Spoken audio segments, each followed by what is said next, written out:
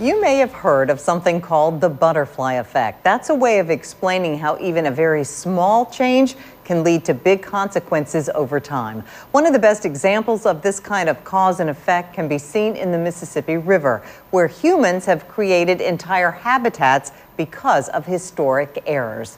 Jacob Kittilstad brings us the current situation on the river this Mystery Monday. A crash course in canoeing, and you might know how to hold a paddle, even use it. But Woody Sykes, a guide with Quapaw Canoe Company, says it takes just a bit longer to even start to understand the lower Mississippi River. My first trip out, I was actually scared and terrified of the water, and I was the bowman in the canoe, so I was the first one in off the trailer. So I've been with the company for about 10 years now. His teacher, in part, is John Rusky. The big river will do that to you. It don't play. He's the head of the company who says he feels most at home on the water. And we're headed to what we call West Montezuma. It's the island that was created by the steamboat. It was said to be a small steamboat, but we don't know what it was carrying and how many people are on board and what the actual circumstances were that led to its demise. It becomes very dangerous for steamboats, and it sunk many steamboats, those snags, because they stick up out of the river, or even worse, you don't see them, but they're just below the surface of the river.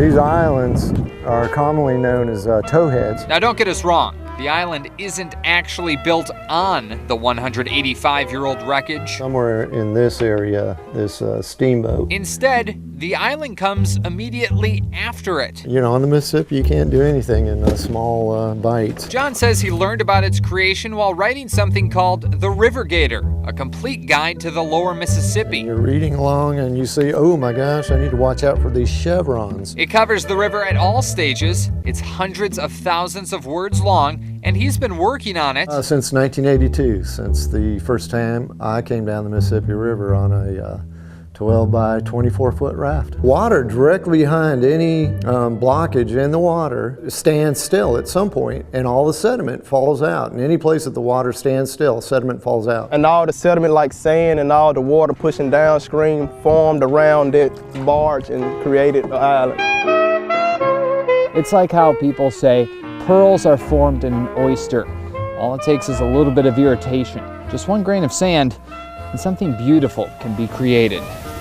This is the grain of sand that created a whole universe, the universe being the island itself. Well, at these islands, it's not like the Hawaiian island, you would say. Woody says Montezuma Towhead is usually good for camping, but it also prompts the deeper questions. Did humans create it with Montezuma's wreck, or did the river create it in its constantly changing existence? I learned a lot, and I'm pretty comfortable with what I'm doing and how to take people out, but there's always going to be things that I haven't seen before and I haven't done yet on the river that I'm gonna. Exploring the unexplained in Coahoma County, Jacob Kittilstad, WJTV News Channel 12. Montezuma Towhead is not the only island on the Mississippi River named after a wrecked steamship. Others include Kangaroo Point and the Josie Harry Bar, with all their names made official by maps written by the U.S. Army Corps of Engineers. Welcome back. If you're trying to find water underground, some people swear that dowsing is still the best way to do it. That's when you walk around with a stick and try to feel some movement. But what if I told you that there's a man in Monroe County who claims, by the same principle, he can communicate with the dead? Jacob Kittilstad follows the direction of a dowsing rod this Mystery Monday. You okay? It's just an old coat hanger that becomes a pair of pistol grip wires in the workshop of 88-year-old Emery Morgan. Hopefully that will intensify picking up from below you instead of picking up wires overhead. Coming down the waist, she's slim-waisted. He uses the L-shaped metal rods in his backyard, where he says the centuries-old body of a slave is buried. And she died giving birth to a baby. He affectionately knows her as Lulu and speaks as if she's listening. But in my case, the wires will follow the contours of a person. Up ankle, now we're getting into the legs. I would say roughly 1 out of 25 people have the latent ability to do it, just simply do not know it. So they could swing in my hand like so. Emery started dowsing about 30 years ago after retiring from a life of government work, which included reviewing fingerprints for the FBI. You had to have good eyes. But as an older man, he claims to have located hundreds of unmarked graves across the country, starting with one not far from his home. I had never tried for graves before, but I tried it and it picked him up exactly. He even says that he has a trick to figuring out the sex of the body that he finds while dowsing. And here it is. If those shoulders are more broad than the hips, that means it's a man. But if the hips are more broad than the shoulders, that means it's a woman. Pretty simple, right?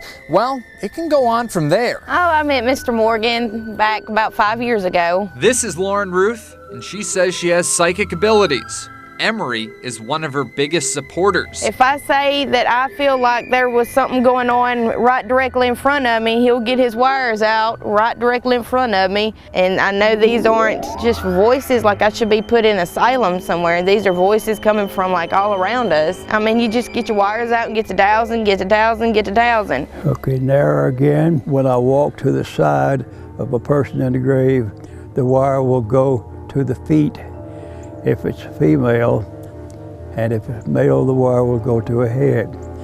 Now, women look at me sort of cross-eyed when I say this, but the Chickasaw Indian woman says that's because the magic of a man is stronger than the magic of a woman. That's her head. Some believe and some don't, of course. You're gonna have your non-believers or believers, but I'm one to believe and I always will believe. When someone tells me that I don't believe it, that you can do, my answer is, you take me to the grave of someone you know that I do not know, and I will describe their physique to you. And that usually is a one that quiets them down. And ultimately, Emery says he does what he does because he loves history, at least his perceived version of it. You're doing a good job. Thank you. But he does say that he's never been disproved. I just think we lead each other. I don't know, Mr. Morgan brings out the spirits in me, I reckon. Lulu, did we bother you? No, we didn't bother Lulu. Exploring the unexplained in Monroe County. Lulu, we thank you, and it's a pleasure working with you. Jacob Kittilstad. And she said yes. WJTV News Channel 12. And although some people say dowsing, even just for water, is a real phenomenon, multiple studies have shown the work to be mostly pseudoscience, with people moving their dowsing rods and bars, perhaps unconsciously. Well, you know that old saying, never judge a book by its cover? Well, in Greenwood, Mississippi, there is a business doing just that. Norris Bookbinding rehabs centuries-old tattered books, and every morning they never know what's going to come through their door.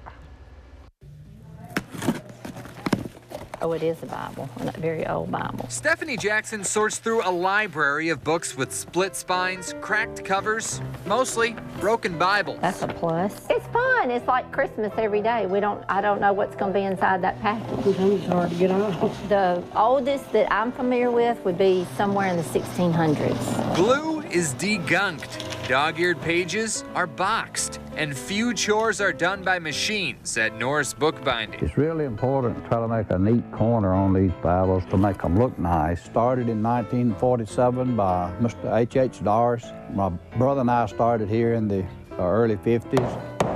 We're known as the world's largest in rebinding old Bibles. You can buy a new Bible a lot cheaper than you can have one fixed. This particular Bible right here, this customer sent it in, and they chose a light brown genuine leather. But the reason that we're in business is because people have notes in that Bible, or someone gave it to them when they became a Christian. Charles Sproul says the shop's open projects from a number of surprising people, like one day when Billy Graham asked for help getting some work done, or another day when her husband was still in office, Nancy Reagan sent in a Bible of her own. This is about the average size right here. We get a lot of special requests on. We're like, oh my gosh. All right, K-I-T-T. So we have to set that up line by line. And as you can plainly see, they specialize in custom work. Most people are familiar with what the billboard is, and they did a special edition on the Bee Gees back in the 70s. And they only did 100 of those, and they had us to bind that special edition, and we were always real proud of that. Although each piece of work starts as a, well, piece of work, And I immediately look at it and sometimes will say, oh no. they rarely send a book back. Unfixed, that is. But here's the thing. A brand new cover Bible. Like how they don't always know who the next book will come from, they also don't know what it means to that person. A lot of times I start thinking about who owns the Bible and how excited they're going to be when they, when they get it back. And that's the sad part for us is we don't get to see these people, when they receive their Bibles back. A lot of times when we get these Bibles in, you do not see this brass on them. Exploring the unexplained in Lafleur County, Jacob Kittilstad, WJTV News Channel 12. This one's 1860. It's not really any older than that other one. Never knew about that place. Right here. That's pretty neat, isn't it? It really is. And often people, they say, do call ahead when sending more expensive books through the mail. Well, Norris Book Binding also recommends all customers get insurance.